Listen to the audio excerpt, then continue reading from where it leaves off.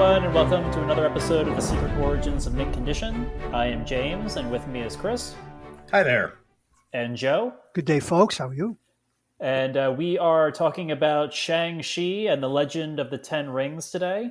I have a lot to say on this movie, so I think it's on Disney Plus now, which is why we're talking about it now. I know, Chris, you got the opportunity to see it in the theaters. Yes, but Joe and yes, I I did. just... And that must have been a good theater going experience, especially coming back. So good. I can't wait to talk about it. Oh, great. This is cool. And Joe and I just recently watched it on Disney Plus. Plus, right? So we are going to be spoiling this movie. So if you have right. not seen Shang-Chi and the Legend of the Ten Rings, I would encourage you to wait, watch it, and then come back. Or you can listen to it, and hopefully we'll give you some highlights of cool things to look for. But I'm going to launch right into part of my thoughts on it. I really enjoyed this movie from head to toe. It was a good. I liked Black Widow too, but it was, and I've enjoyed the Disney shows. But it was a good sort of, I wouldn't say palate cleanser of going back to a basic origin story that was not wrapped up in everything with that Endgame was wrapped up in. So it felt like a new start to a new phase of the Marvel, the MCU that we're in. And just for a little background on me, growing up, my background is half Chinese, half Irish, and I kind of just grew up, I guess, quote unquote American, and I never really thought about either heritage. But my grandparents were immigrated from China to the United States, and my father and his siblings are the first generation born here, and they had like a very traditional Chinese household. Which crept into my life periodically here and there, and would make some appearances in my everyday household. But I never really thought about representation per se. But Chris had also, when we found out that Shang-Chi was being made and that Simu Liu was the lead, I had no idea who he was. And Chris had mentioned Kim's Convenience to me, the show that he starred in, which I recommend everyone watch. It's very funny. It's funny. It's so, really I got it's really a lovely show. It's a great show. Simu is great in it. The dad, Chris, what's the actor's name? We were just talking about him off the Paul Lee. I'm sorry, that's not his complete name. I'm going to look it up right now, but I always think of him as Paul Lee.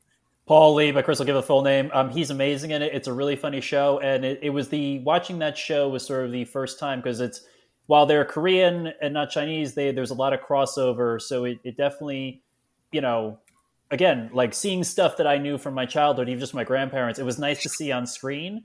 And seeing Shang-Chi, even though, it's still a Marvel movie, but the elements of Chinese culture in it, it's nice to see it represented. And it's nice to see a Chinese martial arts superhero movie. And no disrespect against him, because I love him and I trained in his martial art, but we've only had really Bruce Lee up until now, and that's like 50 years of Bruce, which is great for Bruce. I love Bruce, but it's nice to have not just one Asian superhero icon, but another one be introduced into the culture. Especially because he informed the creation of Shang-Chi. Yes, yeah. But it's Paul. Forgive me. It's Paul Sun-Hyung Lee. Is his name? Is the dad? Yes. He plays Appa. But he is hilarious. He's a Canadian actor, and also super exciting. James sent this to me, but he's going to be playing for Netflix, Netflix's series Avatar: The Last Airbender. He'll be playing Uncle Iroh, and I think he's going to be brilliant. So yes. Please watch that show. Kim's Convenience is so funny. It's so much fun. Is it on it's great. Netflix, guys? Where is it? It is on Netflix. Yes, Yep. it's on Netflix. All right. Yeah. I just wrote that down. So you great watch and great introduction to or expansion. If you've already seen Shang-Chi and you want to see more of what Simu can do, that's a great introduction to him as an actor. Yeah, he's very funny. He's very funny, and his timing is very good, and he's very likable. I mean, obviously the character of Shang-Chi is very likable, and that's sort of my first thoughts and feelings and introductions of the character is, never, like me personally, never thinking about representation from my own cultural background, but I kind of felt it between the show and then seeing this, that it's nice, and it's also Bruce Lee, when he broke on the scene, he really wanted to portray not the stereotypical Chinese man in the movies at the time. I mean, back then a Chinese person in a movie was not portrayed by a Chinese person. They were portrayed No. by an American person dressed Right. up like a Chinese person. Yeah, dressed up in yellow face. Yeah.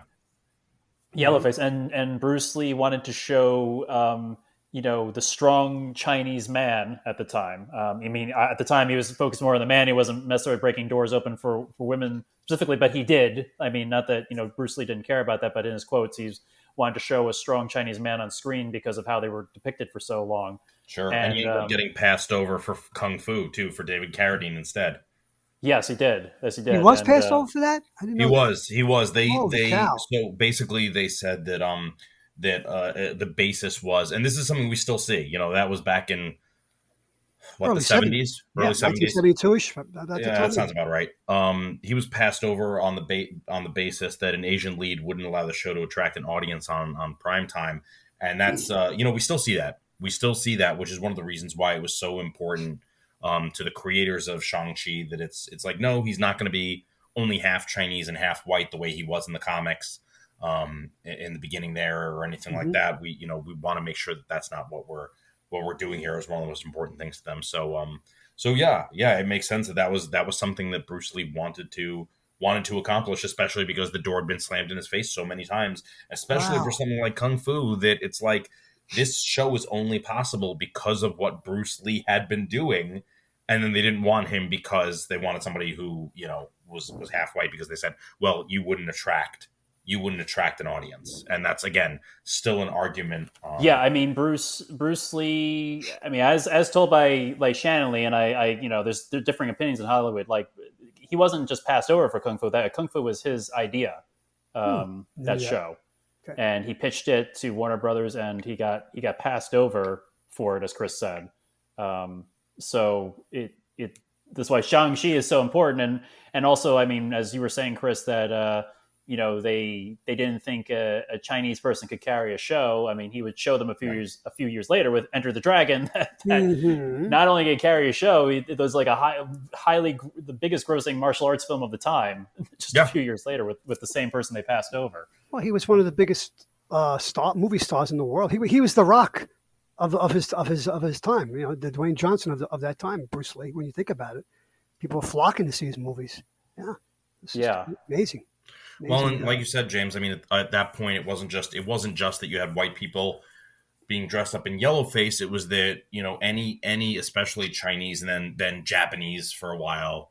And then it was just sort of like any Asian person would be portrayed by a white person, but being portrayed as the yellow peril, right?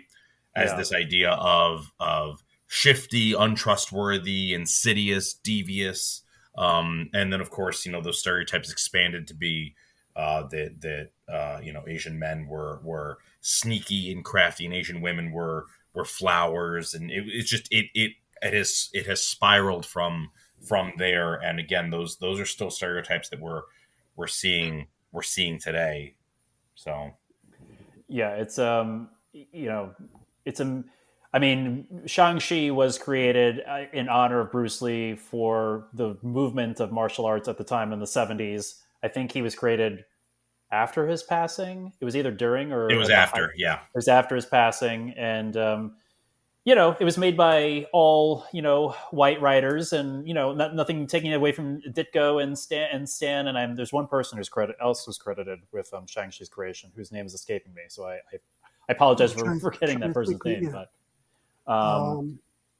Yeah. But I forget. But they were trying to. They love Bruce Lee. Stanley, I think, once said he loves Bruce Lee, so they were trying to honor him. Obviously, the original origins of the comic book of Shang-Chi and his origins are not politically friendly to the culture or culturally friendly. No, let's call them what they are. They were racist. Yeah, racist.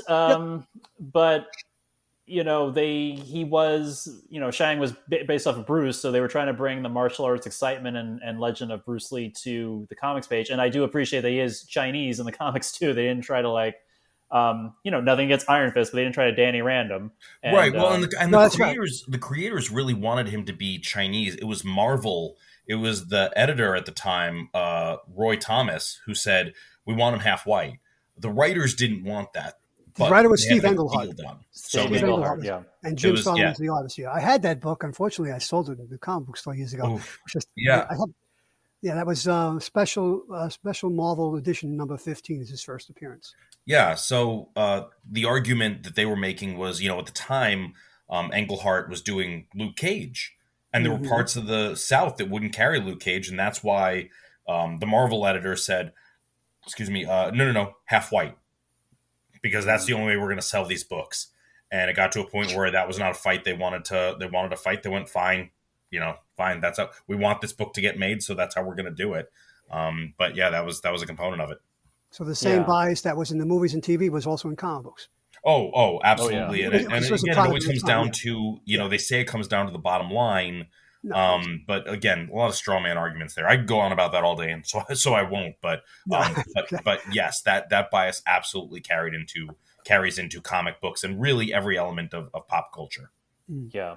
Yeah, but I think it's important. I mean, we're about to launch into our thinking about the movie, just to give the character a little bit of an origin and without a doubt, the road that he took, and I'm hoping he'll be, as we'll see where the movie goes, and where the movie leads off for the MCU. I hope he will stand up there as next to the man who inspired it, Bruce Lee, like be this new icon and start influencing and creating other Chinese superheroes or pop culture heroes. I mean, there's plenty of more Chinese representation now in films and television, but I don't know in terms of superhero level if any other characters reach that. And honestly, that's one of the reasons I went and saw it in theaters. I mean, we my wife and I, we went and we were masked and we stayed clear of people and we didn't eat or drink during the movie so that we could keep our masks on the whole time, and so we're very cautious. But it's the only movie that we've gone out to see for the past 2 years in a movie theater.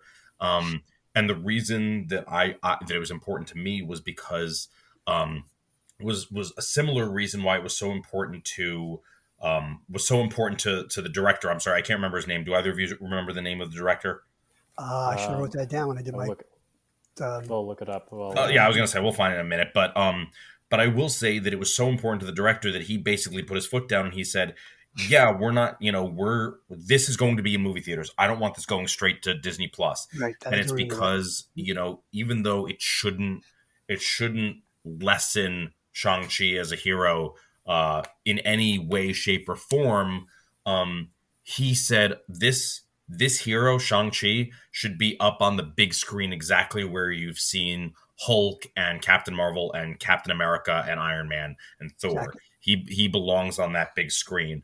And of course, at the time, there was no guarantee that we'd see Shang-Chi again. So it was important that this is the chance to put him up there. And so for me, it was important to go pay for it in the movie theater to show that, yes, there is desire for this, because this is one of the maybe 2-3 Marvel movies I was really excited about and absolutely would have seen on opening weekend if I had been able. So yeah, that was one of the reasons it was important to me to go see it in theaters, was because, like you say, James, I don't know, we want it to be paradigm shifting, and time will tell whether or not it is, but it's a really good start. But to make that happen, we got to support it. And so that was that, we're hoping that it shows that, like, yeah, led by, you've got an Asian, it's like a lot like Black Panther. You've got, an Asian American artistic team and lead, showing you that, yeah, this can absolutely sell, and to more than just, quote, the audience that you think we're building it for. So his name is Destin Daniel Creighton. Yes, thank you. I knew it was Destin. Thank you. Yeah, Destin. So, Joe, what are your impressions of the movie? Well, to me, it's a movie about family and redemption. And it's got a beautiful redemption arc, and I guess we'll get into that later. But it's an archetypal type of story. The hero has to leave his homeland. He has to come back, and eventually he has to come back and not only fight the physical demons, but his inner demons to realize his destiny. And so I just thought it was a great film. I enjoyed every minute of it. I love Katie. She was great. The actress is Awkwafina. Yes. Am I pronouncing that correct? Awkwafina, yeah. And the biggest surprise of the film for me was when he met his aunt, and it was Michelle Yeoh. I love her. She's of course she's in Star Trek Discovery, and Is that yeah? Yeah, And yeah, you're I right. just think, yeah, she's a marvelous actress. Anything she's in, I will go see, or I will make sure I watch it on TV. So there was the surprises like that that really drew me in, and I enjoyed the hell out of the film. I also like the fact. Now I'm going to hold off on that for a little bit later, at least something for later. But as I said, it's based in family, and that's so important. And I hope this is I guess this is phase 4 for the MCU. Are we assuming that Yes, correctly? this Yeah, is we're in phase phase. 4. This is what I want to see more in phase 4. I'm getting a little jaded with explosions and massive events, and which is probably why I'm Thank watching you. more. Yes. Yeah. Which is why I'm watching more episodes of The Virginian on TV, westerns, because I want to see family. I want to see stories about individuals and life affirming stories. I don't need to have everything blown up or the entire world in peril every 12 minutes on the screen. So give me more movies like this, please. So that's Yeah, what I have to say about man, Shang-Chi.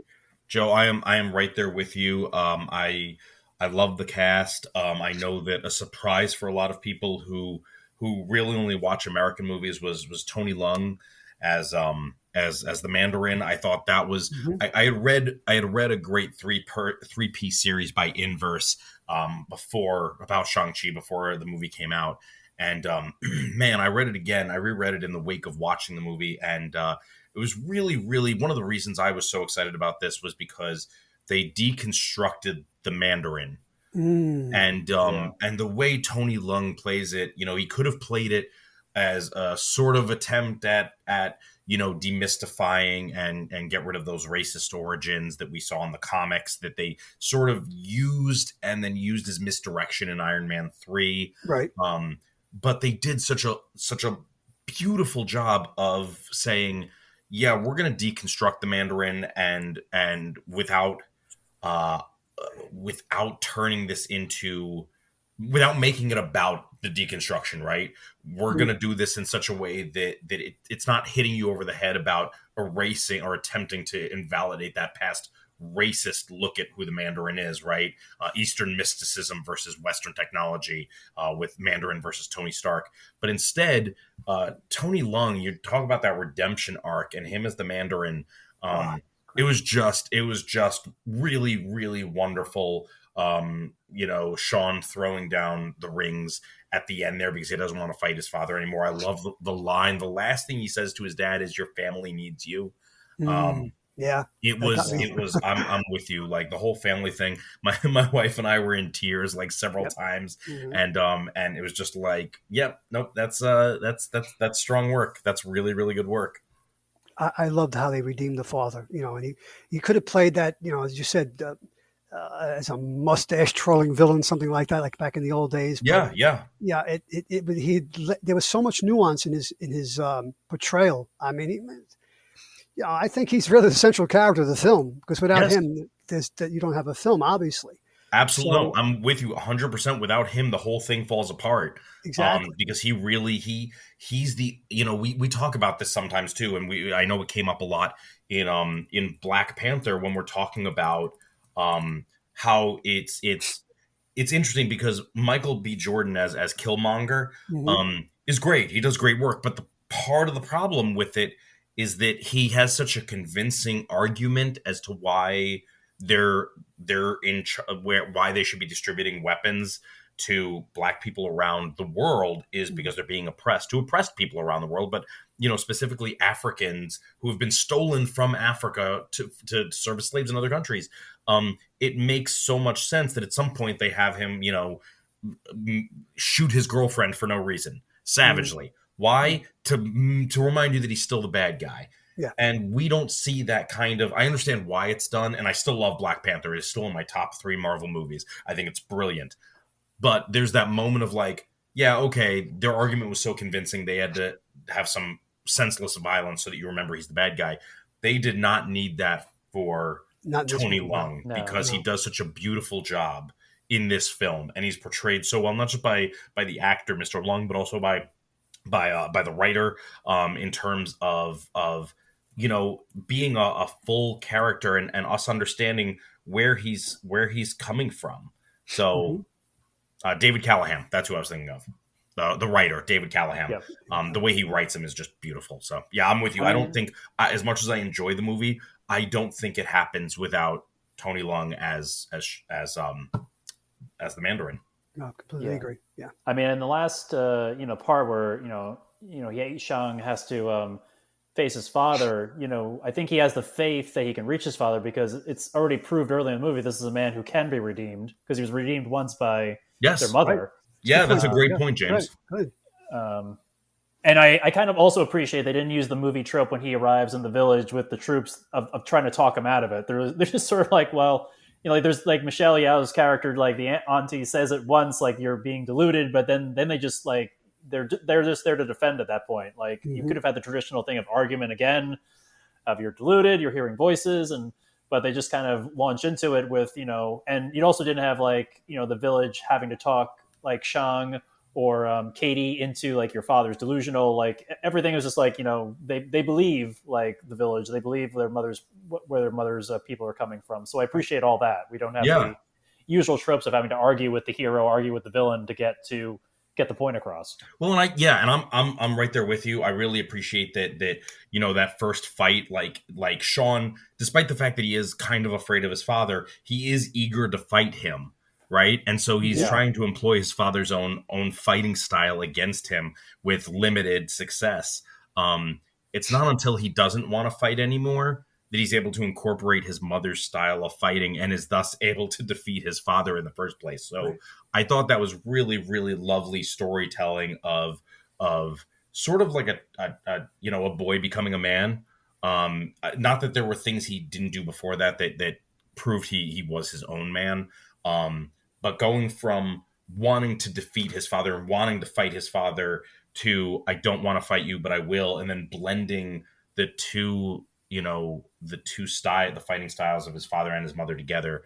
It Mm-hmm. was just really, really wonderful storytelling, but it also wasn't going back to tropes they didn't use. It wasn't the trope of, oh, suddenly he can beat his dad because he's inspired.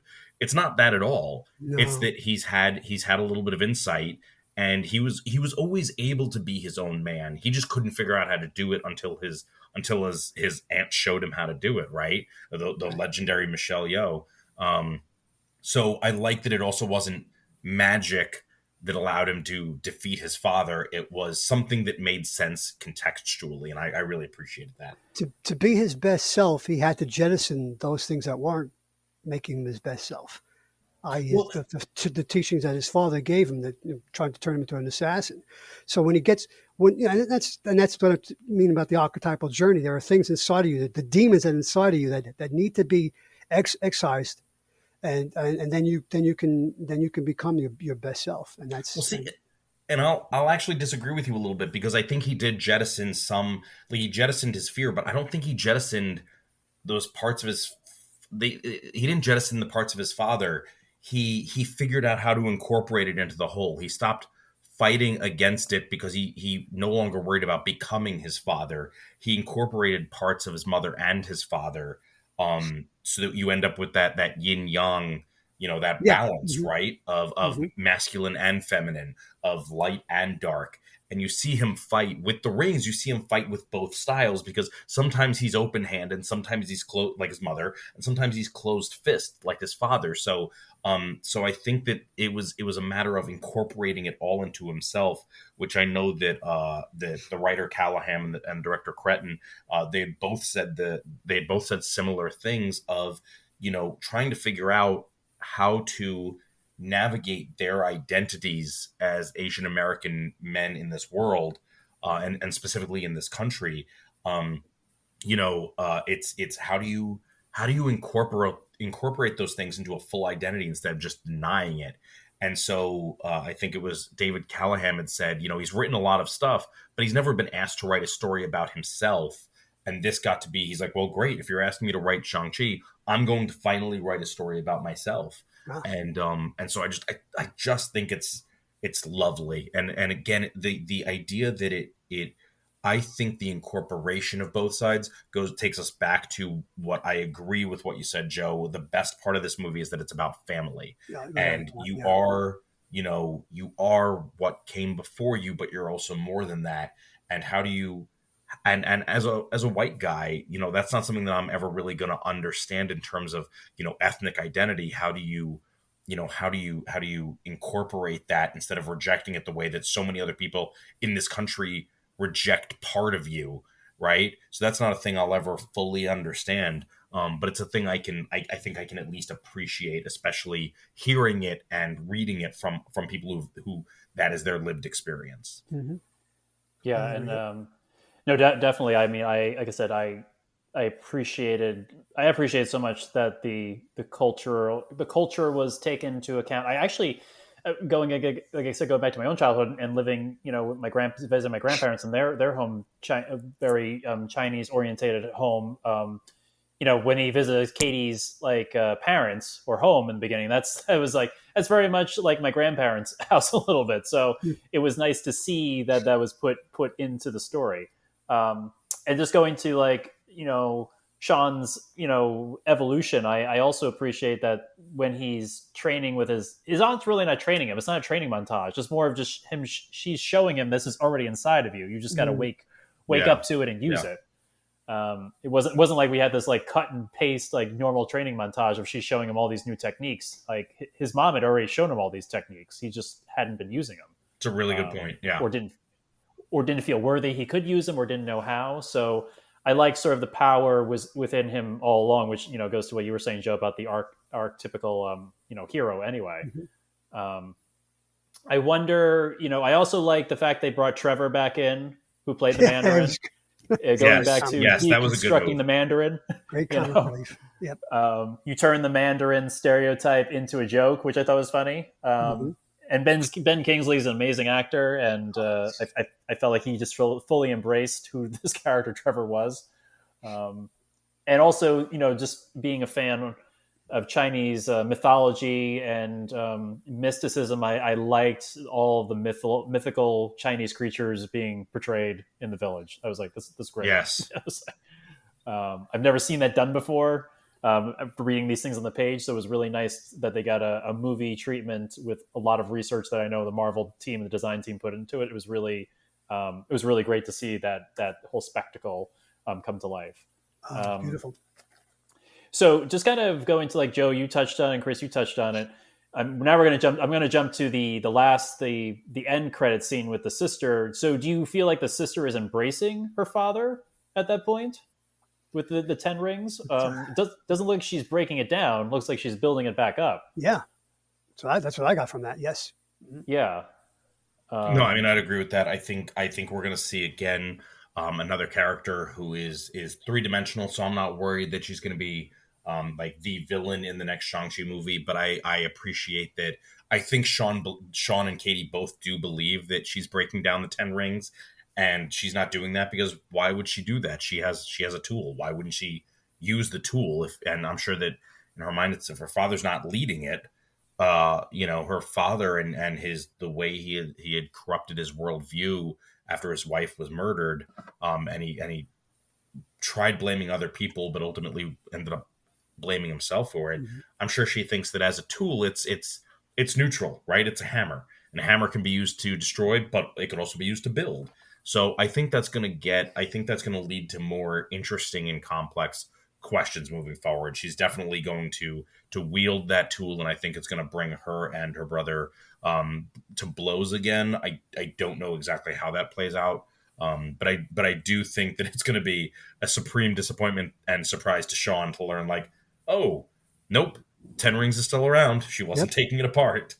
No, it could be turned into a League of Shadows type of thing, depending on how she wants to use it. Well, and I know that I think they had said specifically Callahan.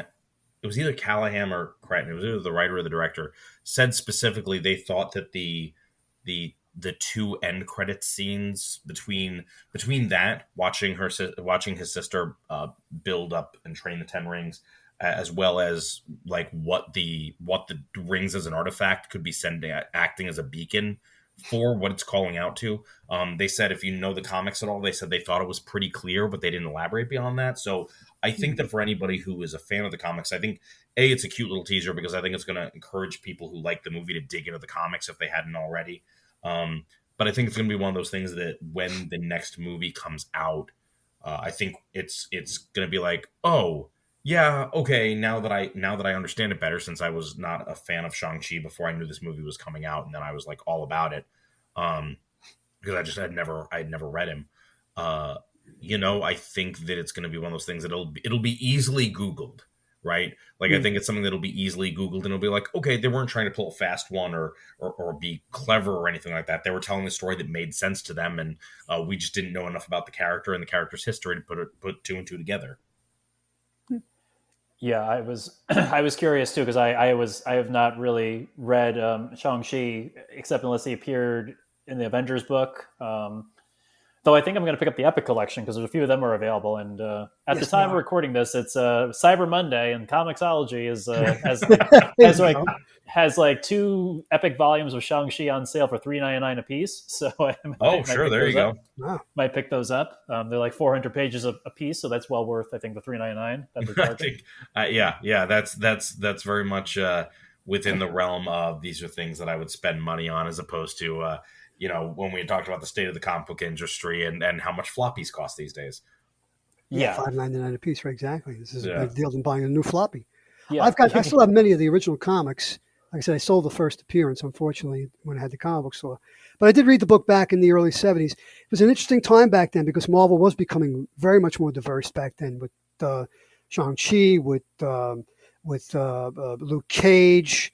So they were adding characters that were not, quote unquote, the big iconic stars. They weren't they did give Spider-Man another book in Marvel Team Up, but that was Spider-Man with another character, another Marvel character. So it was an interesting time. You had a Dracula comic book. You had the Werewolf by Night.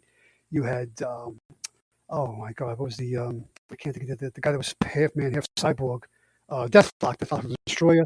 It was an interesting period. Yeah. Interesting period for Marvel at that time. I read all that stuff, and it was all good comic books, all great stuff. And this was one of the books that came out of that period. And I'm happy to see it make its big screen appearance. And it's a wonderful movie. I can't wait for the sequel. Yeah, I'm looking forward to the sequel. I'm looking forward also to where he fits in the ongoing Phase 4 of the MCU. I have to say him meeting up with Wong was great because I love DB Wong playing Wong. Wong is like, I love Doctor Strange, but Wong is great. I love the way they've portrayed Wong and the way they've another character who I think quick correction. You mean Benedict Wong? Benedict Wong. I'm sorry. Yeah, BD Wong is you're talking Jurassic Park. Oh yes, I'm sorry. Yes, I'm sorry. Yeah, keep going. Just wanted to clarify. Yeah, thank you. I appreciate the correction. Benedict Wong. I love the way he plays the character, and also Wong is a character in the comics who I think also fell under racial stereotyping for many years. Without doubt, yeah, absolutely. The manservant of the White Sorcerer Supreme and all those things. So it's nice that when he was introduced in the MCU, he's not like Doctor Strange's manservant. He's his colleague basically. Right, yeah. Like he's not maybe the chosen one as Doctor Strange is, but he is just as powerful, just as knowledgeable, and if not, when we saw him, wiser than Doctor Strange more often than not. So if Shang-Chi and Wong are doing more adventures together, I'm there. Let's do it. Let's have them together doing more things together.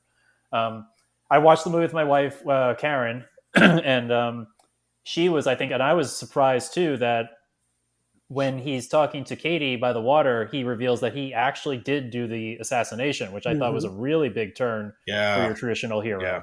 Yep. Usually, I'm glad they didn't do the flashback and everything. I know that the director had said they'd storyboarded it out, but didn't fully go there. But I thought that's a real big difference between, like, I guess Shang's demons as a hero and other demons. So I thought that was a real big thing that he had to overcome too, in order to get to the place where he could not only not fight his father, but find, I guess he is worthy of all the things that his mother and his aunt think that he's worthy of. Right. That's an interesting point you made, that they didn't show that. And they also didn't show the mother being killed either, right? We just see that in the boy's eyes when he looks out out of the house, the window, when he sees his mother lying there on the ground. We see her body later. We see her on the ground. Less is more in films like this, and in any good film, regardless of the genre. less is usually more. And so we talked about that in our Halloween special with them showing the least amount of time to show the monster. You build up the suspense, obviously, and we didn't need to see those two things, but we knew it affected him, and it was a good choice by the director not to show us that. I thought. Yeah, it's nice and reserved, and Yeah. I also like when when the dad he's going to avenge what they did to his wife. They don't show that scene fully out either. They show it in the Exactly. mirror, and they Yeah. also Oh, that's right. Yeah, that's show it right. through like Shang's point of view also. So very very choice picking in terms of like what kind of violence or trauma they're going to actually show the audience as opposed to just seeing the characters living with it and having to endure it. I think it hits a better emotional chord. At least it did with me. That little boy was a marvelous actor, by the way. Just Yes. especially his facial expressions and whatnot. He was he's got a very bright future ahead of him. I hope he realizes it. There's one thing I want to talk about. I guess it's a big set piece at the beginning. The bus scene, right? Yes, The bus. Yeah. What scene does that remind you of from not an MCU movie but a Marvel movie? Does it remind you of a scene from a previous Marvel movie? Not an MCU, but I believe it's a Sony. Yeah, sure. The train with Spider-Man and Spider-Man 2. Exactly. Yeah. Yeah. Spidey and Doc. Yeah.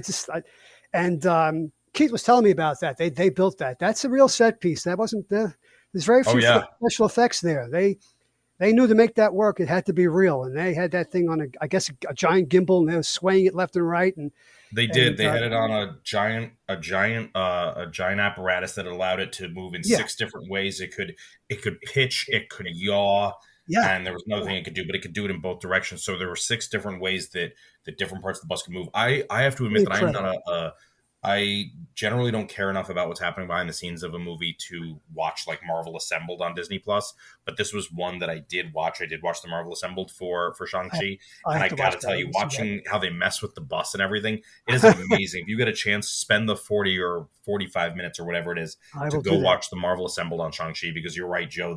I love the hell out of the bus scene for the action. I like it for how it moves the story along. I love that guy who is like live streaming it, and he's like, "Hey, that was hysterical. As a youth, I was so take cool. martial arts as a youth, so I'm going to grade this fight as we go." I love that whole thing. So yeah. No, that was so exciting and so well paced and so well done. Yeah. And I think they spent a long time. I know Simu did the most. I mean, he wanted to do as many stunts as he could possibly do, but I know they spent a long time in that shooting that bus scene, because he did, I think, almost everything in that scene. Like, yeah, as much as he just about possibly everything could in the bus scene. Yeah, and it was also one of those. I want to say the bus scene was, if I'm not mistaken, and I might end up being wrong about this. Hey, go prove me wrong and watch Assembled. You'll know. But I'm pretty sure that the bus was his first and his last day of shooting. Wow! Because it was extended, but it was also drawn out because of the pandemic when they had to stop filming for I think for 2 months. But if I'm not mistaken, I'm pretty sure that his first day and his last day were spent on the bus. That's a hell of a first day, by the way. Wow. Yeah, right. That's exactly what he says.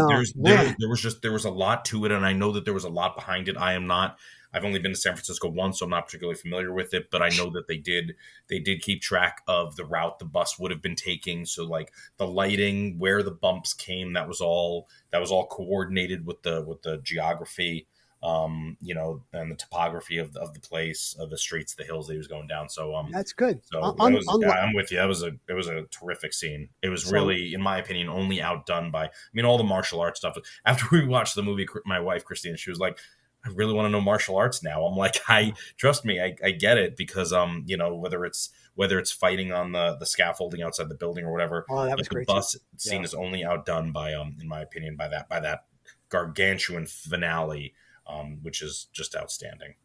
Yeah, I agree. And I like, if you watch Assembled, they show the training. I was like, that looks like the gym that I used to train in with those guys. The training they were putting him through, like with the kicks and the splits. And I'm like, man, that's a, and I don't know how many months he was doing that for, but luckily, like, Simu Liu it was already in great shape going in, but they put him through the paces to get him ready for this role. So I think one other thing I was one, whether you guys thought of this too, or it's what occurred to me watching, is like the village that his mom is from, where their like ancestors are basically, I guess, from another dimension, that they're going to protect this dimension from the dark demon. I Mm-hmm. wonder if that was setting up Iron Fist in the future, if that's where it's going to be tied to Kunlun, and we can get a Oh, proper didn't think of reintroduction into that. Iron Oh, I like Fist. that, James. Had not Oh, thought about that, but that's a wow. really good question. Yeah. Or if they'll link it to Karmitage also at some point, which would sort of tie all these mystical elements together.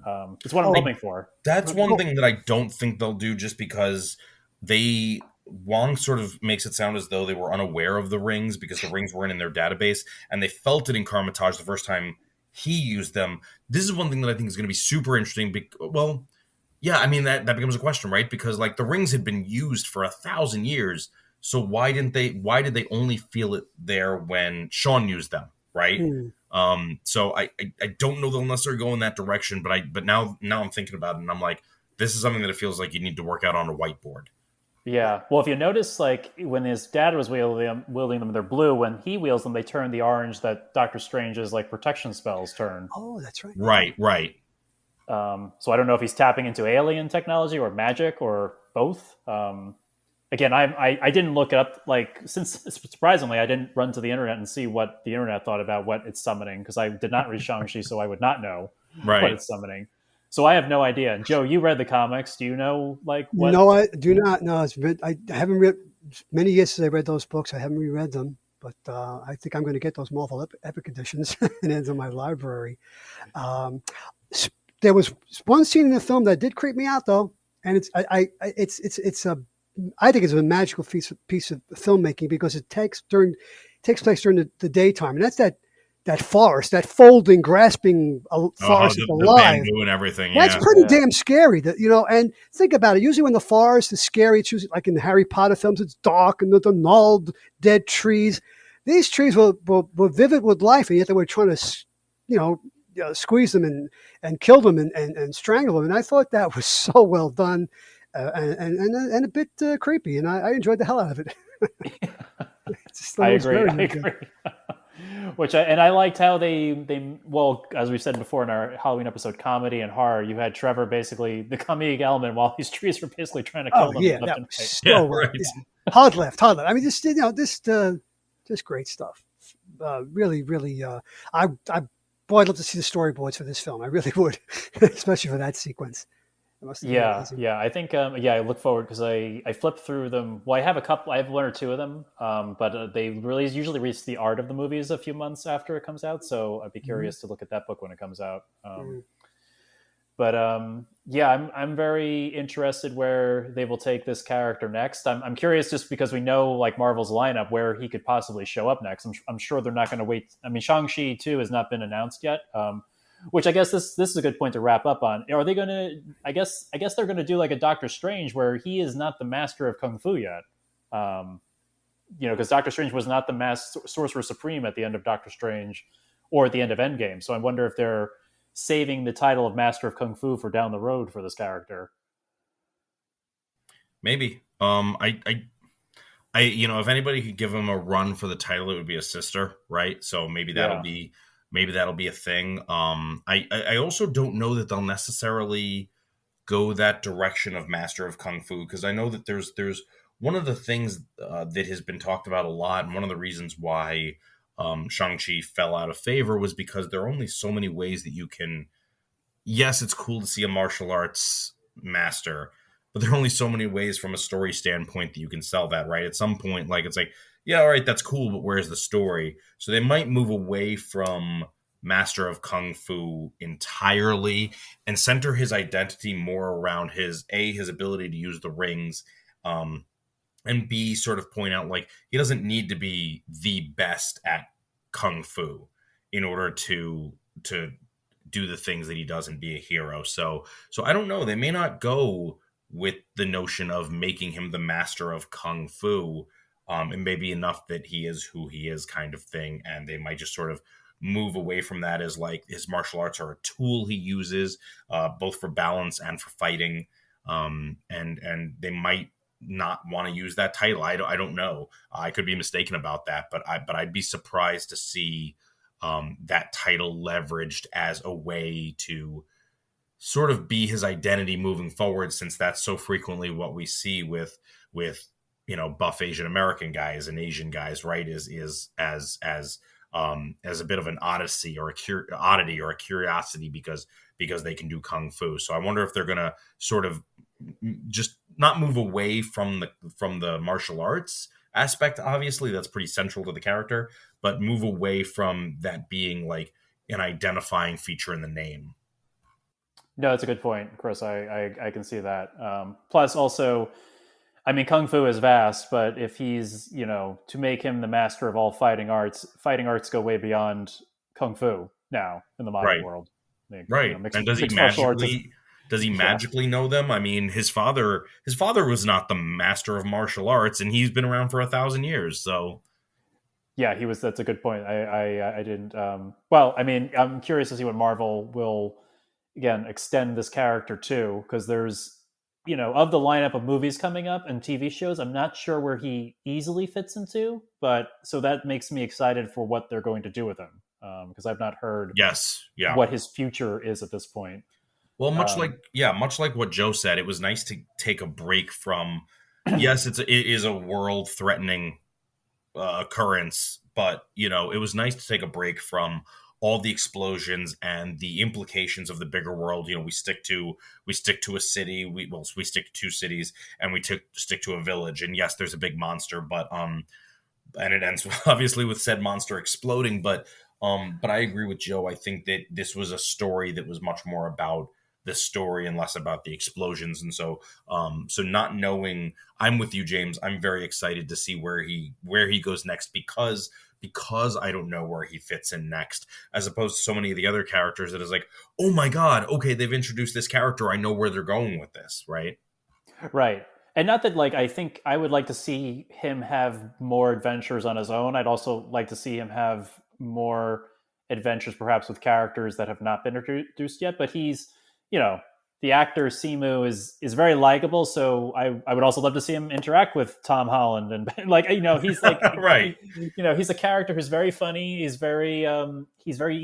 made the character very likable, very funny. So he would also fit in well with a lot of the other existing characters that we're going forward with. Absolutely. No, I absolutely agree with that. I really want to see how he interacts with Paul Rudd's Ant-Man, because it's, Paul Rudd is such a fanboy. He plays Scott. Scott is such a fanboy, like Captain America. You're my biggest fan. So stuff like that, or I know you. You're great. When he meets Wanda. But it's sort of that same thing with Shaun at the end of Shang-Chi, when Wong shows up and he's like, my name is Wong. He's like, I know, sir, I'm a big fan. So I like the idea of him interacting with some of the not quite veterans. But can you imagine him fanboying over Spider-Man, even though Spider-Man is younger than him and still a kid? I think it could be a lot of fun. I think it would be. You can take that a lot of ways. No, you can take that a lot of ways. Trying to get back to the whole master thing you said before, Chris. I think you're right about that, because I don't think Marvel, the MCU, Kevin Feige, whoever, I don't think they want to put that moniker on any one of their characters, master of the mystic arts, master of kung fu, because they want to keep them human. They want to keep them grounded in reality, even though they're doing these incredible things, So I think that's probably where they're going to go with this. And as far as Shang-Chi meeting Ant-Man would be kind of cool, but I'd like to see him meet some of the more serious characters, and maybe get them to crack up once in a while, like Bucky and Sam, because those 2 guys need to laugh once in a while. They're too damn serious. So I could see him, teaching them a few things. So there's a lot of ways you could take this character, and that's a good thing to say, because they've introduced a very dynamic character into the universe, and they better make sure they take it. That's very succinctly and I think accurately put, Joe. They've introduced a very dynamic character. And I would be very happy wherever they're going that he's part of the lineup of the new Avengers, whatever that ends up being when the next Avengers movie comes along, however many years away that is, to see him part of it. Because, at this point, everyone in the Marvel Universe has been an Avenger, but I know he was an Avenger at some point too in the history of the Avengers run. So that would, I think, if he makes that, that really cements him as a like he's the top billing of heroes in that universe. So I look forward to seeing where that character winds up. Do we have any final thoughts about the movie? Only if you haven't seen it yet, see it. Whether you go to the theater, whether you see it on Disney Plus, definitely take in this film. You're gonna enjoy it, and you'll thank us for it. I hope. Yep, I'm sure 100% back what Joe said. Can't echo that enough. I am Shang-Chi. So my original top 3 MC films were Captain America, Winter Soldier, Black Panther, and Captain Marvel. I still really, really enjoy Captain Marvel, but I do believe Shang-Chi has bumped it. And that's not in any particular 1, 2, 3 order. It depends on what kind of a mood I'm in as to which one is my number one. But right now, Shang-Chi is absolutely my number one. It's not going to be bumped from my top 3 anytime soon. I think it's masterfully told. I think it's a beautiful story. And I think that even if you're not a big Marvel fan per se, I like that it's a story that absolutely stands on its own. And what Joe said, Joe put it beautifully. It's about family, and those really, really resonate with me right now, and have for the past couple of years since becoming a father. So go out and absolutely make Shang-Chi a priority. You will not regret it. It's definitely excellent. And once you watch Shang-Chi and you have listened to this episode, give us your thoughts on it in the comments page in the Facebook group. But thank you all for listening to this episode. I'd like to thank Chris. Oh, it's been a joy. I was so excited to record this episode, and it was very, very difficult to wait to talk to both of you gentlemen about it because it was just so good. I was so excited. We're having all these conversations, like, save it for the pod. And Joe, thank you. Oh, you're welcome. Great geek moments here. Very, very good. Excellent stuff. Yeah, and I appreciate all the insight and thoughts you guys had about the character, about the film, and just about the history of the character. And the audience, please, if you want to support us, please, comment in the Facebook group. You can follow us on Instagram, Secret Origins MC. And if you have time, we'd always appreciate a review and a rating on the podcast. I think an Apple Podcast, because that does help us get out to other listeners and expand the Ming community. But again, thanks for listening, and we'll talk to you soon.